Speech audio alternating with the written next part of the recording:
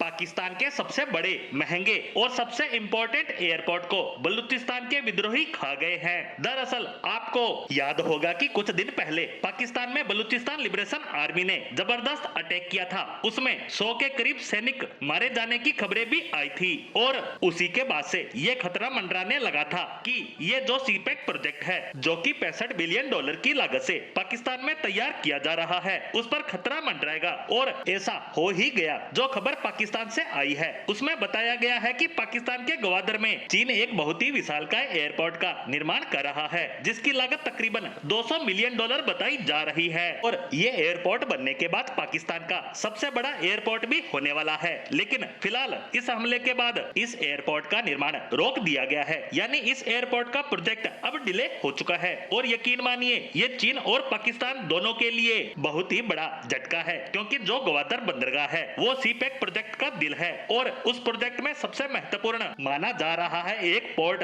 जहां से चीन अपना सामान दुनिया भर को एक्सपोर्ट करेगा। और इससे फायदा होगा कि चीन अभी तक दुनिया भर में जो सामान भेजता है वो इंडोनेशिया, स्टेट ऑफ मोलक्का से होता हुआ भारत के अंडमान निकोबार से होकर यूरोप तक पहुंचता है। लेकिन इस प्रोजेक्ट के बनने के बाद चीन से सीधा पाकिस्तान के ग्वादर में और वहां से सीधा यूरोप तक पहुंचाया जा सकेगा, यानी कि पूरा का पूरा भारत और साउथ ईस्ट एशिया के जितने भी देश थे जिनका चीन को चक्कर लगाना पड़ता था। लेकिन इसके बनने के बाद अब वो सीधा पाकिस्तान के जरिए यूरोप तक जाया करेगा। इसमें रास्ता तो बहुत ही छोटा हो ही जाएगा, साथ के साथ भारत और अमेरिकी नौसेना का खतरा भी खत्म हो जाएगा। और इसीलिए ग्वादर पोर्ट चीन के लिए अति महत्वपूर्ण है और इसीलिए इस पोर्ट के साथ इस एयरपोर्ट का निर्माण भी किया जा रहा है, जो कि एक कार्गो एयरपोर्ट होगा, यानी कि जो सामान यूरोप तक जल्दी पहुंचाना होगा उसके लिए इस एयरपोर्ट का निर्माण किया जा रहा है। और इसी कारण चीन के लिए जितना महत्वपूर्ण ग्वादर बंदरगाह है उतना ही महत्वपूर्ण यह एयरपोर्ट भी है। लेकिन इस हमले के बाद चीन के वर्कर्स और इंजीनियर में इतनी दहशत हो गई है कि वो